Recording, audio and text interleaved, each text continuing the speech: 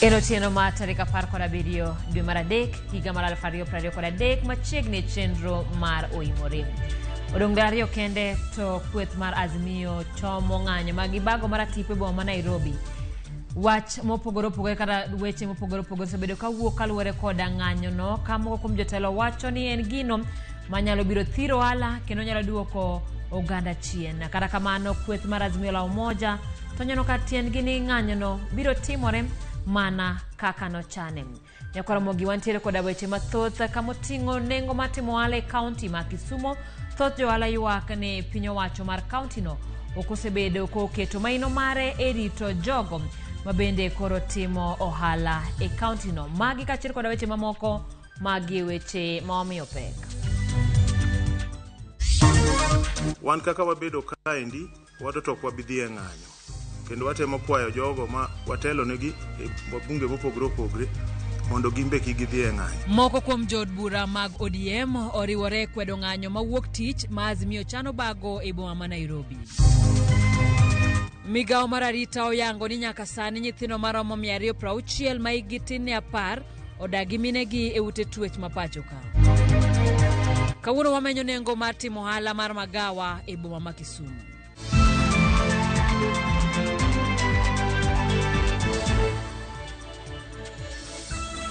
Machiegni nyaka Ramogi inyalo yudowa e lai maro mar ote machuok manaria deka 600 wantiere mbui duto mag oganda kamoting'o Facebook, oting'o Twitter, oting'o Instagram kaachiel kod YouTube. Machiegni nyinga Simfros Okinda, jaloko marwa Belinda Adhiambo. Kweth mar Azimio koro chiwo siem mager ne obila e wiro ng'anyo magi chano bago chieng' wuok tich e boma ma Nairobi. Kweth no kotelie gi Raila Odinga ne osingo ni ng'anyo no biro bedo mar kwe kage kwayo johera maggi mondo bi owuog oko kar rombgi maonge luoro moro amora. Eriko Wenga ne ochopo e romo margi e kaunti ma Kiambu kendo losonwa lipodni.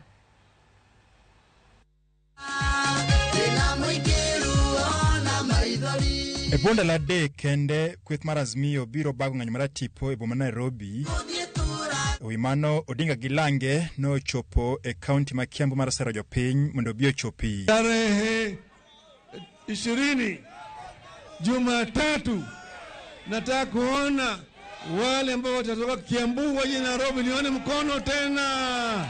Odinga Gilange no bedo gi ote makende ni obila chieng'no. Hatutaki woga.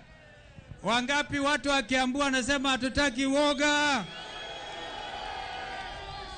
Kwa hivyo nataka niwahakikishie Wakenya wenzangu, maandamano ya Jumatatu yatakuwa ya amani, lakini polisi wasifanye yale wamefanya hapa Kiambu. Huo ni uoga mtupu. Maandamano yetu ya kikatiba itakuwa ya amani, haitakuwa na fujo. Wewe polisi, nimekuambia uko na shida tu kama hawa wananchi. Wacha nikutetee.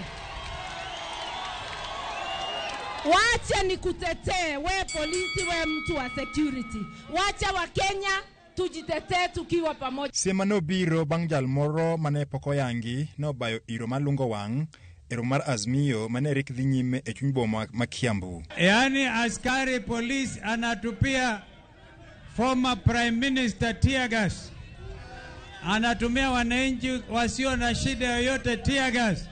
Yule afisa wa polisi ambaye ako in charge of the rest, huyo tunataka jina yake directly ipelekwe Hague mapema. Mwambie huyo askari ambaye anatupa tear gas ajue hiyo kiwango tumepita. Azimio to nigi biro tiyo gi ng'anyo no mar wuok tich mar neno ni giketo piny owacho e rindi maliet mar chopo dwachgi mane gichiwo dwe mokalo. Hapa jamaa ametoa subsidies.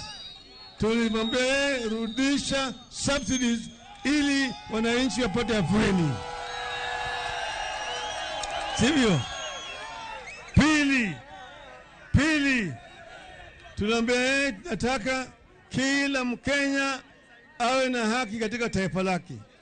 Mambo ya ubaguzi wa kabila wachana naye. Sawa? 3, mambo ya udanganyifu ya uchaguzi. Tuambia wewe fungua saba tujue matokeo ya kura. Ulipata ngapi Na baba alipata ngapi? Kulikuwa na bajeti ya kuleta gharama ya maisha chini ya subsidy. Hiyo pesa imeenda wapi? Kulikuwa na bajeti ya kushukisha mafuta. Zakayo wamepeleka wapi? Sasa anataka kodi ya fundi wa nguo, anataka kodi ya wewe uko na kibada hapo ya matunda, anataka kodi kwa kila mtu. Service gani umepatiwa ndivyo utoe kodi? Azmiyo mane obagoromo e alwora mar Waka, Kiambu Town gi Githurai noramo ne ok gibidok chien kendo ne gisemo kalo welo manyoro tim gi jatend piny wacho William Ruto mabende giwacho ni ok odeo oganda mayuto margi ni piny. Siku hizi umesikia wakiongea mambo ya hasla. Msikia mambo ya hasla.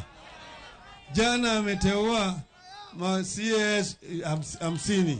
Umeona hasla huko? Una jina hasla huko? Jina ya mama umeona huko? Mama mboga amekuwa huko. Hali yote yalikuwa ni porojo tu, propaganda ya kujaribu kupambaza wananchi. Yeye badala ya kuleta pesa ya vijana tulikuwa tunatoa na rafiki yangu aliyekuwa mtongore wa Furori Uhuru Kenyatta bilioni 2 kwa vijana kazi mitaani. Hiyo bilioni 2 sasa ako anaenda kulipa ma CAS. Mtu bilionea kama Kidero, yeye ndio Ruto anapea pesa milioni 1 kila mwezi ati mshahara. Na wewe mwana boda boda hapa Kiambu hasla unaumia. Huo ni ungwana kweli? Angalia juzi wamepatia kazi wale watu ambaye walianguka, mliwakataa, ndio wamepatiwa kazi. Kweli nyinyi mtakuwa mkipata kazi? Mtakuwa mkipata kazi?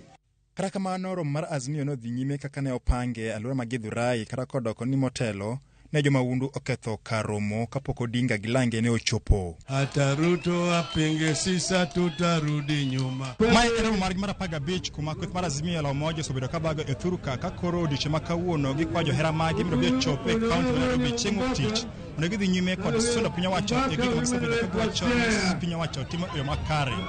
Eric Owenga, Ramogi TV, Kiambu County.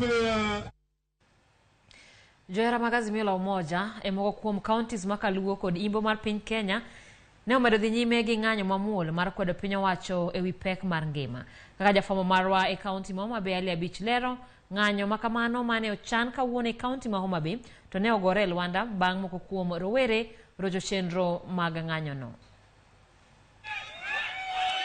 Johera mag riwruog siasa mar Azimio la Umoja ne odhi nyime gi bago ng'anyo mamuol e moko kuom counties makaluo kaachiel kod counties mamoko ka gikwedo piny owacho mar Laktar William Ruto kod ywak ewi ngima masani tek tweta e pacho ka. E kaunti ma Migori, johera mag Azimio ne obago ng'anyo e bomano, ng'anyo mane oweyo ka chenro mag ohala kod yore mag wuoth ne orochore kendo ne ochuno johala mondo olor kuondegi mag ohala ka ng'anyo makamano ne ok oyuore kod jotelo ma oyier e kaunti no. Owacho maber niya, ka giyie to giwuoge chon nikech ok wanyal bedo e ngima matek machalo kama ma nyithindo ok nyal dhi sikul, ok wanyal yudo mogo moted e sufuria, gimoro amora ni malo ma onge gima ni piny kata achiel. Bei mar mafuta ni malo. Kasu kono wa maber ni undu serikal mo wakanye wakoni ni a state house immediate wada wacho ni maber Ruto wangeni ni joluo wadwa moko mawinji kanyo nyan mar jite adenyo onge gima cham nyithindo adenyo Ruto wasaidiki ye jidwo kama ichien to kidagi wabiro ni state house woga state house. Ng'anyo makamano bende ne omedo dhi nyime boma ma Kisumu kama johera mag Azimio la Umoja mane otelnegi kod jakom ODM e kachur bura ma Kisumu Central Seth Kanga ne otelo e ng'anyo makamano kane ojiwo rowere bomano mondo obed ka ng'anyo gi kwe. Wawacho ni jokuoge ok wadwar, wenye wanaribu mali hatutaki. Kama tunaandamana usijaribu kwenda kwa duka la mwenyewe. Mmesikia? Uiege bado kozo kuiego. Kwa sababu adui yetu ni moja, anaitwa serikali ya William Samoei Ruto. Wangapi wamekubali? Museme Ruto must go. Ruto must go. Anago nwero kamano jo Kisumu 28th wadhi state house wate. To e kaunti ma Homa Bay ng'anyo mane ochan kawuono ne otore bang' kweth rowere moko ne owuok kawuotho e boma ma Homa Bay mane ng'anyo mane ochan ne ok odhi nyime. Kevin Ouma en jatend rowere mag ODM e kaunti no. Nakawo chenro makawuono mar wuoth e town ka gi vijana wetena mondo miyo wa make sure ni Homa Bay County is peaceful. Wasewuotho mondo miyo wa make sure ni mine watimo ohala maonge ng'at mochando gi gige wadhi kare. Nang'o nikech jakom oluongo ng'anyo Nairobi ok Homa Bay. To kaka jatend vijana ma Homa Bay County. Ng'anyo luong Nairobi, jo Nairobi nitiere. Wan kaka vijana ma Homa Bay County. Nitiere jukumu mako luongo atwatiye. Rowere go ramo maumo yege piny ni ng'anyo makamano ok ne giyie mondo dhi nyime kaunti. Ana kwedo ng'anyo okang' mabor. Kechwon kaka yudhe wasabedo kwa sandre gini to gimoago onge. Since election onge ng'atwa mara mora mosa kawo muget kamoro. Kendo kibete ng'anyo mande kaka jakomo se wacho, jakomo beton gunsu se wacho, onge ng'anyo mora mora. Wach mar ng'anyo Homa Bay onge. Wadwa ni ji otim tijegi, mine wotim tijegi, vijende wotim tijegi. Sani waji puro. Ne wase kata mondo wamanyi kodhi mondo wadwa komru vijende. No se kel nyaka kodhi. Sani gima ne wadwaro jotendwa mane wamiyo tich. Kapo ni gidwaro ng'anyo, ene mano resign to wacho nyiso Ruto ni Ruto ananeno ni ana resign. Koro mano ng'anyo mayom kabisa. Wan gi wajumbe aboro Homa Bay. Gi resign mondo dhi bedo mayot moloyo piny ni dhi ng'anyo. Ng'anyo makamano be ne odhi nyime kaunti ma Kakamega kama jowera mag Azimio ne owuok oko ka giywak e ngima masani koro tek e pacho ka. Alia Beach, Ramogi TV, Homa Bay. Ok en gima yot. Kweth moko mag jood bura mag Azimio okwedo ng'anyo maduong' ma Azimio dhi bago wuok tich juma manyien. Ma timore e kinde ma jodolo bende sundo jatend piny William Ruto mondo bed kod twak kod jatend Azimio la Umoja One Kenya Alliance Raila Odinga kaka yo mar manyo kwe ne Kenya. Walter Nyambaga kolonwa mathoth. Manaka odong' larario to kweth mar Azimio la Umoja One Kenya Alliance donje dier boma Nairobi kod ng'anyo margi. Moko kuom jo od bura mag ODM to kerore gi chien kod ng'anyo makamano kendo kwedo ng'anyo mag Azimio. Kaka wabedo kaendi, wato wabidhi e ng'anyo. Kendo watemo kwayo jogo ma watelo negi e bunge mopogore opogore mondo gimbe gidhi e ng'anyo. To wakwayo ni jogo madwa ng'anyo juma manyien gitime gi kwe maonge mibadhi, maonge gik makelo koko, ketho mwandu kata miyo jomoko ngima gi lal. Jood bura wacho ni kit ng'anyo makamano gin mana mag rocho chenro mag dongruok e kinde ma piny Kenya yulo kod dongo chumi. Tabu ma thago jo Kenya mag uchumi, pesa matin mantiere ofuko mar raia. Ok wanyal lokso tabugo mwamany yore manyalo konyowa ka ji ok obedo piny, ma ji ok okelo paro mopogore opogore. Koro wan wadwaro ni wabed gi wuoyo maduong' moriwo oganda mar Kenya te e kaka uchumi inyalo losi mondo kony raia mapiny. Matimore kinde ma jodolo mawuok e counties ma Machakos to lombo jatend piny William Ruto mondo bed kod twak kod ogai mar Azimio la Umoja One Kenya Alliance Raila Odinga kaka yor manyo kwe makende ne Kenya. Gharama vitu vimepanda, hali imekuwa ngumu katika hali ya kimaisha. Bwana Raila aweze kurudi chini na kukaa na president wetu wa kitaifa, serikali yetu ya taifa Bwana Ruto wakae chini waweze kuzungumza. Maandamano hakuna mazuri ambayo italeta. E kaunti ma Nandi, jodolo mamoko bende onyiso luoro margi ponono ng'anyo maket kod manoendo obiro dhi nyime pachoka. Tunaambia pia Wakenya wadumishe amani. Hata baada ya siku hiyo wajiepushe na neno lolote lile ambalo laweza kufuruga amani. Luoro nitiere ni rochruok mar uchumi biro bedo midhiero ka ng'anyo maket kod manoendo obiro bedo wich bar. Tumehuzunika na kufadhaishwa na ile mambo inasemekana ati Jumatatu kuna maandamano. Nairobi hii sisi wa mama ndio wenye kufanya kazi, ndio wenye biashara. Nairobi ndio tumelea watoto wetu, tunasomesha watoto wetu na tunafanya kila kitu hii Nairobi. Matimore kinde ma piny Afrika ma milambo e pinyno ma Nigeria kanyakla kod Tunisia bende obago ng'anyo maket kod mar Azimio la Umoja One Kenya Alliance tarik 20 wuok tich manyien. Walter Nyambaga, Ramogi TV. Jatend piny William Ruto kod jotend migepe mamoko otimo welo mag jokanyo madhi tayo boards mopogore opogore mag piny owacho. E notice ma okete boke mar piny owacho, jatend piny William Ruto yiero Musyoki William Kimathi kaka jakom board mar National Legal Aid Service, kuom thuolo mar higni 6. Caleb Kipkemei Kositany bende oyier kaka jakom mar Kenya Airports Authority e thuolo mar higni 3. Kamano bende Wafula Lwasi na Butola oyier kaka jakom board mandiko jonon gedo mapacho kam kara Building Surveyors Registration Board. Jokanyo mag board no manyien gin Bibiana Makau, Bansi Kinuthia, Cyprian Kirera, Peter Kones kod Margaret Obonyo. Jokanyo mag board mar National Housing Corporation gin Gerald Kipkoech Rotich, Joshua Odhiambo Nyamori, Hindu Rashid, Jennifer Wambui, Yasmin Haji kod Bernard Parsaloi Torome. E board mar Cooperatives Tribunal oyier Michael Chisakau, Beatrice Sawe, Philip Gishuki, Fidel Utoia kod Paul Otieno Aol kaka jokanyo kuom thuolo mar higni 3. Victoria Olonde bende oyier kaka jakanyo mar Valuers Registration Board.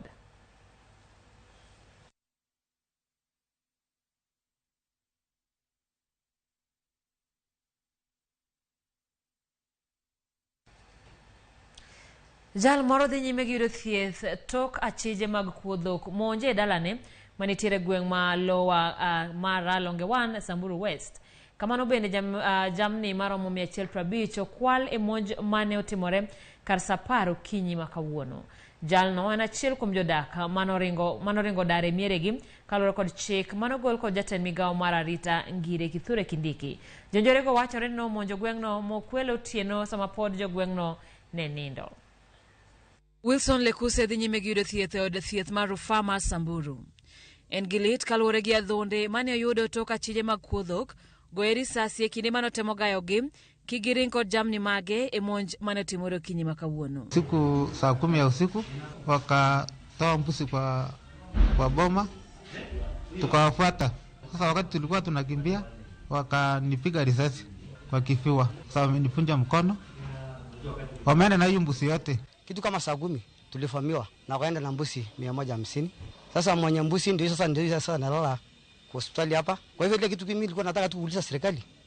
Sisi sasa mlikuwa mnatuambia msonge Opokot wakuja operation ama serikali wakuja wafanya operation. Njeri Kahare maen laktar mathiedho Lekuse wacho ni jatuo chako yudo thieth kendo biro dhi maber. I received this patient at 6 a.m. this morning with a gunshot wound on the anterior chest with the exit on the back. He came with a mild distress respiratory, so we got to theater, did some surgical toilet and put a drain. Right now he's out of danger, but we'll continue monitoring him through the day to ensure that he's completely out of danger. Kila wakati hapa kwa hii referral hospital imekuwa tu sasa ni kuongea mambo ya majeraha, mambo ya kifo. Hii maneno na tumelia sana. Jodakoro ywak ni monj sani omedore nyaka ne piny owacho landi ni onge wuok oko e saa ma oketi kachiel koda nyaka ne apedha mar jolweny chakre. Lakini sasa imekuja imewasen baada ya serikali kusema watu watoke ile maeneo pamoja na kafyu. Wewe ukilala kuna wale wengine wakora, unafikiria serikali inakulinda, kumbe sisi tukilala na hao jamaa pia serikali wanalala. Hao bandits wanapata hiyo nafasi ya kufanya hiyo kazi. Ile mtu ambaye yako hapa saizi alikuwa na kisu, kufuata mbusi yake amepigwa risasi. Sasa mimi nashindwa ya kwamba serikali mumetoa kafyu, mkasema ya kwamba watu wahame. Mimi naomba tu serikali kitu moja, ya kwamba muweke basi buffer zone kati ya hao communities wawili, ndio sisi naye kama leaders tukuwe na amani. Wakati wowote unapokuja na kuissue a statement ni kama mnakuja kuprovoke these bandits au this malicious group. Maana ulipo issue statement Saturday ya kwamba Monday ndio mwisho, raiders wamekuja waka-attack sehemu za Sapuki. Monj biro mana odiochieng' achiel kende tok monj mane otimore gweng' ma Elek Sapuk kama jamni makwan gi romo 176 nokwal. Mama Grace Onyango ibiro yik tarik 31 dwe mar adek higani e dalane mantiere Game County ma Siaya. Ma en ote mogol kod kamiti mochung'ne chano lien mosenindo Grace Onyango. Ngire Israel Otieno ma en jakom mar kamiti no owacho ni gisechano chenro mathoth mabiro timore motelo ne ik mare. Ringre Mama Grace mantiere kar kano ringre mar od thieth ma Aga Khan Kisumu ibiro gol tarik 29 dwe mar adek ne alam mabiro timore kanisa ma St. Stephen's mantiere Milimani Kisumu. Oganda bende biro yudo thuolo mar neno ringre Mama Grace chieng'no e alap ma Jaramogi Oginga Odinga. Wachano ni tarik 29 dweni nogol ringre hospital Aga Khan kwa wuok kanyo nwachik All St. Stephen's Cathedral mani Milimani kuma nolemne Bang' mano wanakal kod ringre Grace Onyango Social Center ma ni town kapok wadhie Jaramogo Ginga Odinga Sports Ground kuma jopiny nyalo nene ringre, to bende jomoko bende nochiw tributes, nochiw ywakgi kuom lal mar mama e pauno tarik 29. Odhiambo mar tarik 29 mama nokel ode ma Kisumo ma nobedie nyaka kine onyango tayo wuok kodhi game. Kwachopo game nwadhie kanisa manyapiedho kuma nolemne. Bang' lemone nwatere dalane Sidende Village. Bang' mano tarik 30, koro ae tarik 31 emanolorie ringre. Ramogi gi kanyo lisomo kuom ote mabende molonwa ka ng'anyo wadhi unun gi pesa e ofuku nyithindu chiemo maber Raila wan bang'e kacho ni nyingi ng'a odhiambo janamba kaspio seme wach ni wan wasiro ng'anyo adua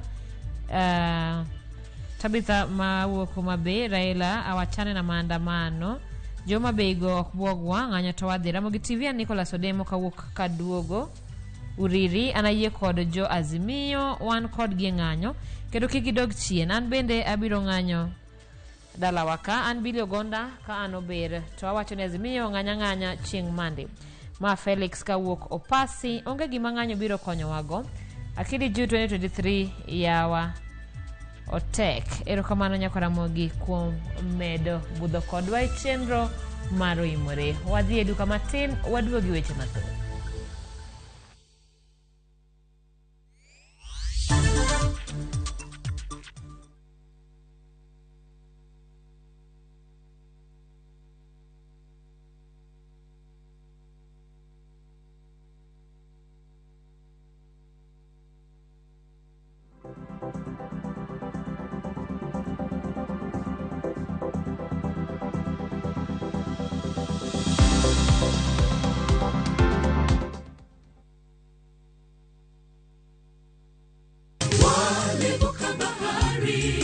Injili kelo mor, Injili kelo kwe chunywa. Kendo Injili nyayo ngima. Kendo ma okwe ng'ato nono. Chung kod wende mag pako Nyasaye. Ngeso ka ngeso gokinyi e Injili ngima. Kama wayudo e chiemb chuny kod gweth koa kuom jotich Nyasaye mopogore opogore. Nyasaye e gimoro amora midwaro, onge gimoro kendo. Ngeso ka ngeso, saa 2 okinyi e Ramogi TV.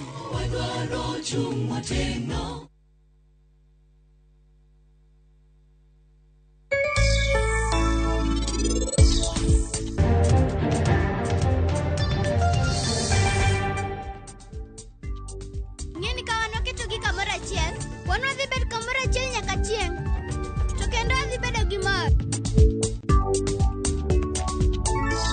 In maber kod mattress mar Johari 5x6 Addix Thermos 1.8 liters Recon Cushion e siling 490. Kopia Harden Tea An 10 liters mabiro kod sukari kila chiel manono kowuok e kopia, kalam, muma manyien, pan mar chapat kod mwandu mamoko e nengo mogonyore. Kopia Maisha Rahisi.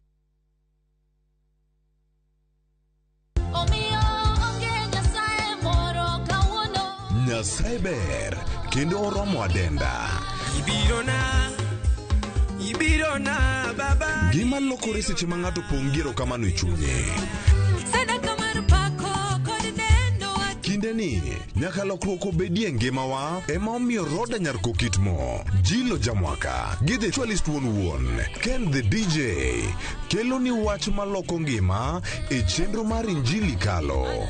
Amalo rieny nikech lerni osechopo. Injili kalo Jumapil ka Jumapil saa 12 okinyi mane Ramogi TV.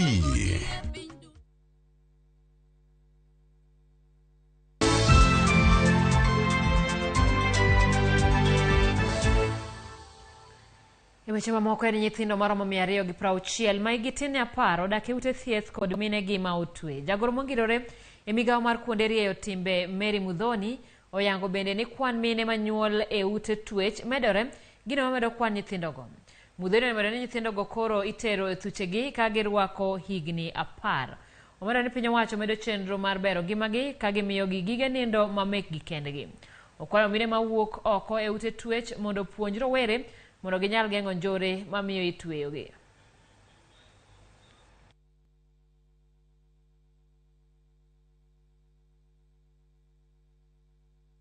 And that's why we are keeping on talking about our one prisoner, one bed, one mattress, one baby, one cot. The children in prison and the people in prison, if you show people empathy, you're touching on their hearts. You're asking them, look, we don't hate you, we just want you to correct your behavior. So there are lots of things that are happening out there. Why don't you wake up one day and advocate for the children who are in prison? They are your children. Most of the people in prison today are there because they don't even understand the law. She's a lawyer, so she can tell you. Oganda mathoth e kaunti ma Migori pok oyudo ler ka otenore kod tij riwruok mar Lake Region Economic Block mong'ere kaka LREB ma okelo kamoro achiel counties 14. Kamano bende oging'eyo ber ma riwruogno nyalo kelo negi. Giwacho ni LREB pok onywando pachgi e chenro mage. Jojuma nowuoyo gi moko kuom jodak ma Migori. Riwruok mar Lake Region Economic Block kata LREB en achiel kuom riwruogego ma bende oselosi kod counties mopogore opogore e piny Kenya mar jiwo wechego mag dongruok e counties. Lake Region Economic Block oting'o counties 14 ma gin Bungoma, Busia, Homa Bay, Kakamega, Kisii, Kisumu, Migori, Nyamira, Siaya, Trans Nzoia, Kericho, Bomet, Nandi, kaachiel kod Vihiga ne ochake higano mar 2015. Riwruogni temo jiwo weche mag dongruok e sectors mopogore opogore ma oting'o thieth, somo, pi, rito alwora, pur, kaachiel kod mamoko. We have certain pillars. We have the pillar of health, and we are looking at Kisii to host certain facilities. We are looking at issues relating to agriculture. We have a very ambitious project to bring the counties together through a railway system, working with the India Railway Corporation. We also have plans to have a solar power production so that we can get access to affordable and cheap energy. Counties josebedo kod romo pogore opogore ka giporo wach kod joket mwandu karomo margi mar 11 ne otime kaunti ni ma Migori ka ochakore tarik 13 nyaka tarik 16 mar dweni. Governor, joket mwandu kod welo mopogore opogore ne ochopo e romo mar 11 mar LREB kendo ne gitwak e weche kaka inyalo riti kendo itiyo makare kod mwandu ma yudore e nam lolwe kendo kod lokruok mar kor lwasi bero sekta no mar niang' kod mamoko. A lot of sensitization and education needs to happen for people to appreciate fish as a source of protein, and even as we're talking about food security and nutrition security. And most farmers want to go into fish farming, but to get fingerlings is a problem. So that's an area where we need as a region to figure out. Kata bed ni twak ne obedo kuom ndalo adek kendo governors ne ochopo e winjruok ma opogore opogore ma onego giketie tim. Thoth oganda e kaunti ma Migori wacho ne gin kata ler ka otenore korwogni mar Lake Region Economic Block pok giyudo. Ato to otama winje maber. An gina kiae gima ng'eyo na neno geche madongo kodonjo Migori kaendi gibede stadium daladek gichak gipudho ng'wech gidok kama giae. Mane gima neno kod wang'. Ng'eny nikech ok wang'eyo ni ouso ang'o, but it is terms of development. This is where the gimoro machalo kaka investors bro donje e morumo ka kia kata ni ato kaka japiny odhi konya gang'o ang'o mokelo na benefits mage ma en go. Koro ok understand gini. Giwacho ni bedo mar romo ni mar LREB e kaunti ni ma Migori ok ne gineno ka okelonegi lokruok e yorno mar ohala kaka ne gigeno. Joka ne nigi geche madongo ma mondo miyo ng'ato bed kata manie apiko mondo mi ting' ng'at manie e V8 ne tek. Jabodaboda nodong' mana kaka jabodaboda kaka en noendi. Nokungo luong jopiny oketwa kata puonj moro matin onyiswa tiende makaro makama nyalo biro bedo kendo Migori ka. Teyudo ka japiny ong'eyo gima timore. E twak margi mogik, Governors ne owacho ni lek ma gintiere godo e bor riwruogni nyalo mana bedo makare ka oganda oriwo gi lwedo. Kata bed ni oganda to koro ywak ni osebedi ka iweyogi oko e chenroni. George Juma, Ramogi TV, Migori. Erokamano George Juma kuom lipodno, kendo aparo ni en gima ber ni wuog jo Migori kendo iwinjo pachgi, kendo e kinde ma chenro ma kamano biro dhi mbele e bombe mopogore opogore. Aparo ni en gima ber mar keto jopiny e twak kaluwore koda chenro ma LREB nitiere godo mondo gimbe ging'e ber ma chenro ma kamano biro kelo e ngimagi. Ka wadhi nyime, jogo mani kod tuo pressure kod tuo sukari e chula ma Madua kod Buhuma e nam Lolwe gwenge ma Busia kale midhiero modhuro ka chunogi mondo gidhi e safar mar manyo yedhegi nyaka Osieko ka jogo ma ok nyal to koro hinyore e udi.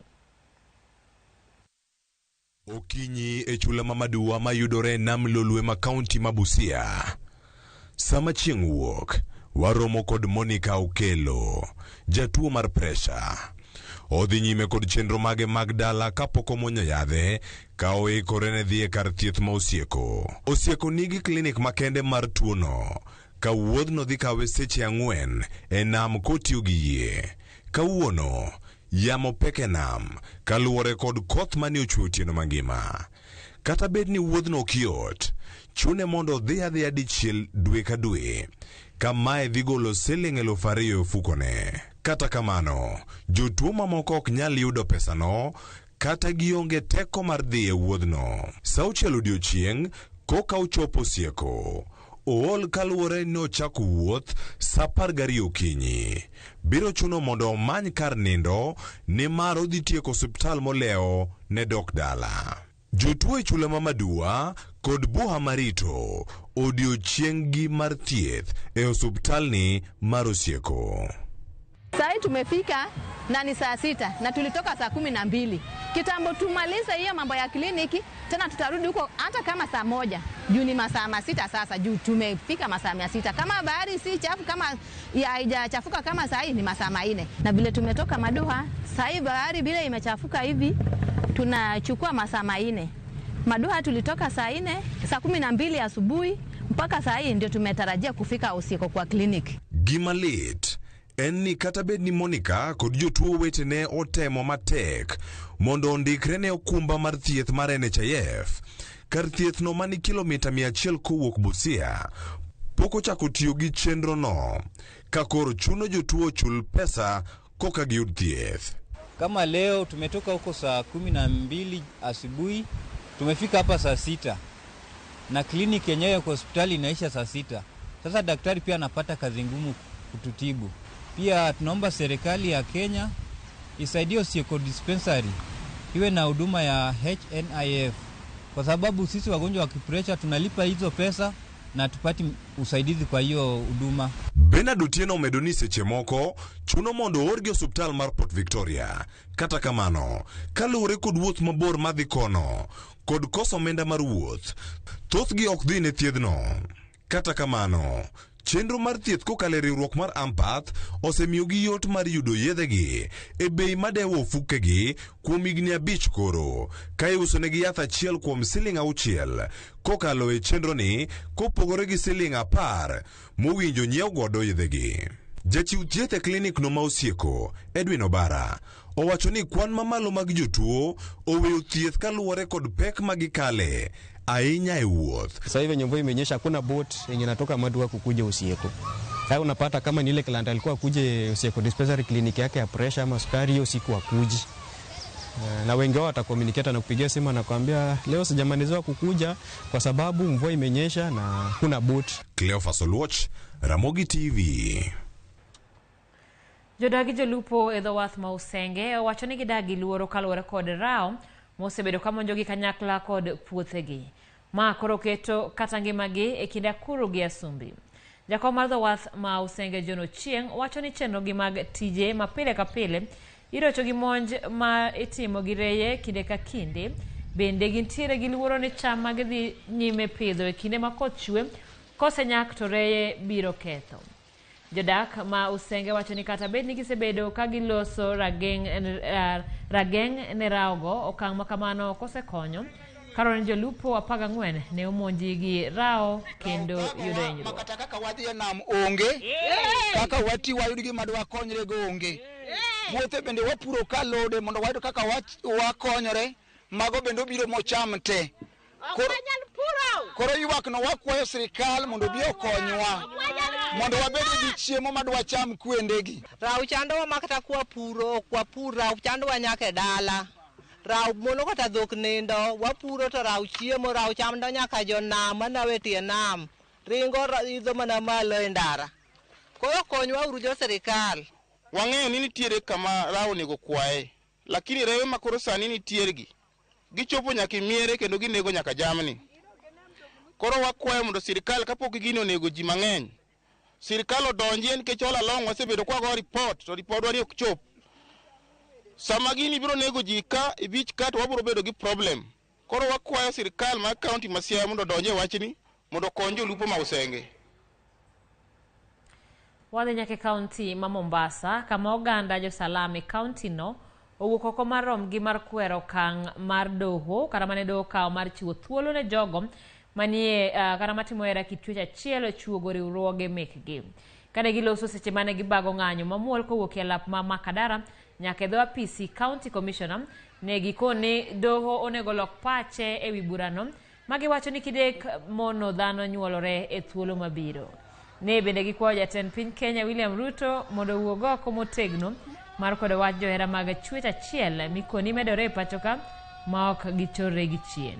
Kama vile mahakama walipitisha, tunayakemea. Tumekuja kwa county commissioner kuleta petition yetu kuambia serikali ya kwamba jambo hili liangamizwe na zile klabu zote za mashoga zipigwe marufuku katika nchi ya Kenya. Tunaumia kama wanaume na hatuwezi wana wanaume wenzetu. Hiyo sio badala. Sisi ni wazazi, tuko na watoto, tuna hasira jambo hili. Hatutaki laana katika nchi yetu. Mheshimiwa Mr. President William Ruto, tuamini kwamba wewe una uwezo wa kulisimamisha hili jambo. Wazungu wabaki na jambo lao na sisi wa Afrika tubaki na asili yetu ya Kiafrika. Tuna uhakika wa kwamba rais atasikiza walio wengi, na jambo hili si jambo la Mombasa, ni jambo la Kenya mzima na East and Central Africa. Tuwaambia wizara ya elimu, kuna vitabu vimeingizwa ndani ya mashule kuhusiana na hii, vipigwe marufuku haraka iwezekanavyo.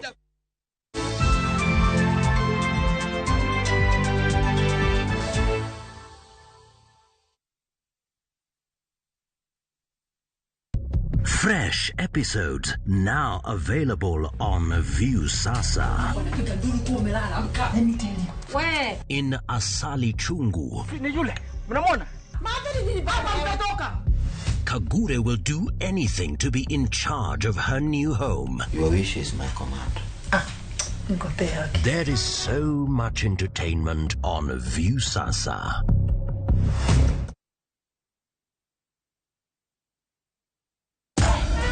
Unlike other insecticides which are imported, Bold is primarily manufactured with locally grown pyrethrum, which means that local farmers benefit and our economy grows. Buy Kenya, build Kenya.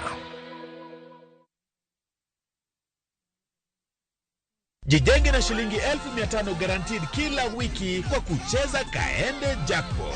Shiriki kwa kutumia 50 bob pekee, cheza na Autopic kwa kutuma neno KJP kwa 29063. Not for persons under the age of 18. BCLB number 416.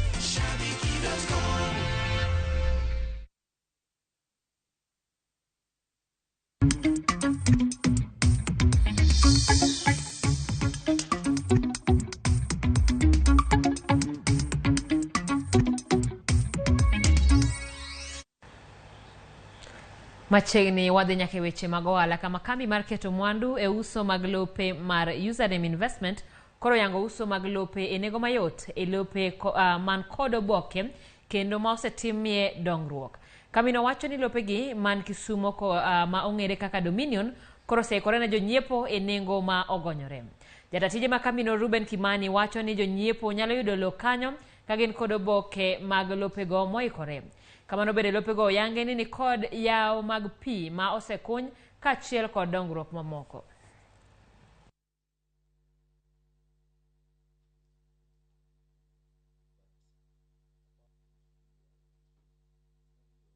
We focus more on affordable and value-added pieces of property where Kenyans can settle down, they can build their own homes. This project goes for 399,000 for an eighth of an acre. And remember, our prices have everything. We are not going to call you asking for more money. And it is touching tarmac, very, very important, along Kisumu-Maboleo Road. This is one of the very few areas in Kisumu that has been organized, dedicated for residential development. Johala mopogore opogore mawuok e kaunti ma Kisumu ahinya to mane odar higni 3 mokalo ywak ni giseyudo lwasi makare mar timo ohala e bwo tend kaunti no. Johala go koni jotelo mane giyiero jwang'ogi kendo pok ochopo irgi kaka ne gisingo mar ng'eyo midhiero ma gikaloe nyaka ne dargi. Kata jadolo manie kanisa neno nyirombe kaka chalo e kokwagi. To jowagi onge ng'ama osechako wuoth mobiro neno ni to johala gi gichalo nade. En mana tungni gi bag. Mano en achiel kuom pek ma johala e counties rado godo. Kendo kopogore gi mano, e twak kod Ramogi TV, johala go oyango ni alwora margi mar uso ok osebedo maber nyaka ne dargi kaluwore kod midhiero mopogore opogore ma girado godo. Wasebedo gi problem gi cho. Cho ne gavana ogeronwa kaka jo ohala. Issue mar cho osebedo kokwamo, waseluwo, wasendiko barupe, pok omiwa cho. Security mar chiro be ok ber, ler mar chiro be ok ber, kama mine nya konyre onge, mon sani lae kasuku. Nikech kono miwa konyre, kata ka wan gi haja madunga na matin tek. Chuno nyaka cha wadhi nyaka open market mwalo mwachul pesa. To ka bil license bende nyoso kero mondo mwachul. Aja wala mane wayo ile to nodarwa wa ile nikelo wa uru market. To condition ma uru market ok en condition mar timo ohala, ma condition mar butho. Chakre kane korona obiro mwabedo piny nyaka sani pok wayudo gimoro mwanyalo dok godo e udi. Midhiero maduong' ma gikaloe ma osebedo kathiro negi ohala e ondamo mamalo en koso kendo wito jonyiewo mane gisemako ka gilero ni thoth jonyiewo pok oyango kuonde mane otergie bang' darogi. Biro nong'iswa ni gibiro gibiro tangaza chiro mondo chiro meu, pok notim nyaka sani. Gima timore chichwa otamowa. Kata jang'iewo moro mabiro mamuli iri mondo mi odhi godo onge. Nikech jaohala onego bed ni en gauge gi customers. Onge customer mabiro kaendi. Ma ka ok osiepe gi mogoni simonin kanye mi gibiro gi ng'iepo. Tidog gi lweti nono. Customers pok ong'eyo this place maber. Reason being that onge yo ma customers miyo biro kae niwach one stop onge. Kwayo gine ten county ma Kisumu kotenore kod bero weche ohala e county no chalo kamae. Ka wanyalo bedo kae gi stage nyalo konyowa kabisa. To the fact that ni mtokni kalo ka wuok kocha to kala straight. To ne kama watiye ni gimo nyalo timo nwa nikech onge gima watimo, onge oalo podho te. Wabedo piny to wauso mana gik mathindo thindo. Owuog oko omi johala cho mondo mi johala oyud kaka ginyalo konyore. Alwora mar chiro ni sani ok ber nikech iyudo dump manie ng'eyani. Mine mantiere gi sukari dhano layo to ole ang'owa e dump ne. Ne giwacho kendo ka campaign ni gibiro miyo johala pesa matin joma nopodho mondo mi oendelea go ohandgi. Pok waneno pesa ma county government osegolo. Magi gik ma county government otimo to waparo ni nyalo bedo maber kabisa. Jalony e weche ohala Otieno Panya bende kane loso Otielo ni nadia ni johala e counties ahinya to Manyanza onge gi lwasi makare mar loko ojiwo sirikal 10 counties mondo osir johala e yore mopogore opogore kaka weche solo osuru e kin mamoko mondo konye bero weche ohala. Counties wa kata mag kaka magwa Manyanza onego tim matek mondo gimeni ginyalo nyayo yore mag kaka ginyalo improve issues mag revenue collections by improving business environments mag johala. Gi set policies mayot, in fact policy in terms of issues mag taxation in ma friendly to johala mondo mi johala yot mar timo ohala gi. Magi biro tok ngur maka kod kacha ma osegawo kuom johala kotenore kod digni gi bagni mani obetie kidaro gi higni 3 mokalo ka koro gin kod geno ni 10 county ma Kisumu biro winjo ywak gi kendo chopo kwayo margi mondo weche ohala odoge wang'e. Millicent Adhiambo, Ramogi TV, Kisumu County. Jotend gweng' ruodhi kod jolupo duto mawuok Nambo Tobo omi kothe mag pamba mondo gibed jombetre machwalo pur mar pamba e kar chung'od bura mafunyula e kaunti ma Busia. Matimore bwo chenro mar sirikal mamalo mar pogo kilo 16,000 mar kodhi mar pamba kaka yorno mar chiero pur pamba e pacho ka. Joyce Oduor miyowaler. Chenro ni mar puonjo jopur mag pamba e kambi pamba ma Mulwanda e kar chung'od bura mafunyula e kaunti ma Busia.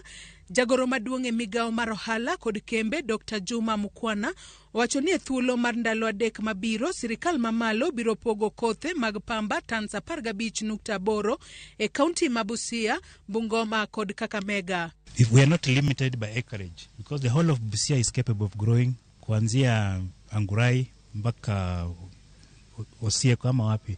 So kila mtu akuje. Challenge I have is that hiyo mbegu, the price is very high and is coming in dollars. En puonj michiwo ne jopur pamba e gwenge Manyanza kod Imbo mar Kenya e seche ma kodh chiri igeno kendo jopur nyalo pitho. Dr. Mukwana wacho ni kata obedo ni kembe pamba kaka Rivertex kod Thika Cotton Mills osechier kendo tiyo, nok mar pamba pod en achiedh nade maduong' kolero ber mar puonjo jopur opidh pamba.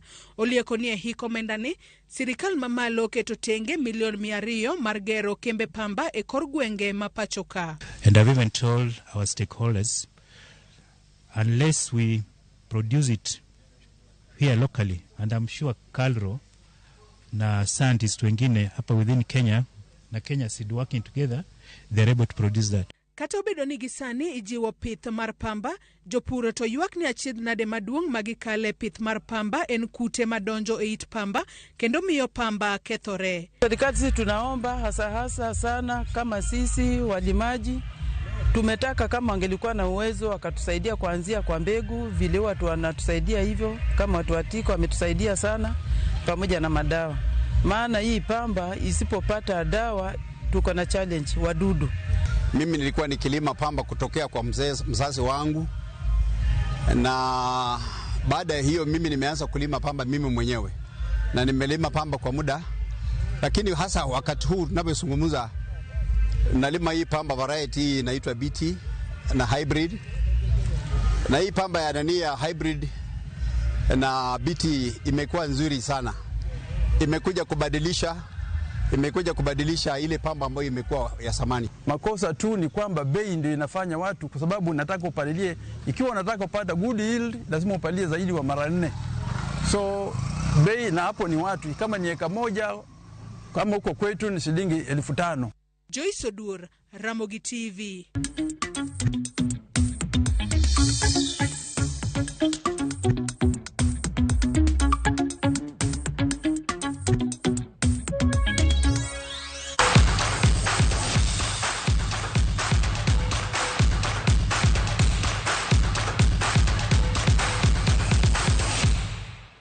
Machiegni paw tuke timba dhula mar Gor Mahia owuok amodhi mar 0-0 e tugo mar lig mar FKF, tugo motugi odhiambo ma kawuono. Gor kod KCB ne orem kawo thuolo mar yudo points 3 duto ka girem bedo mabith e dho gol, ka giduto giwito thuolo mar yudo gol e tugono.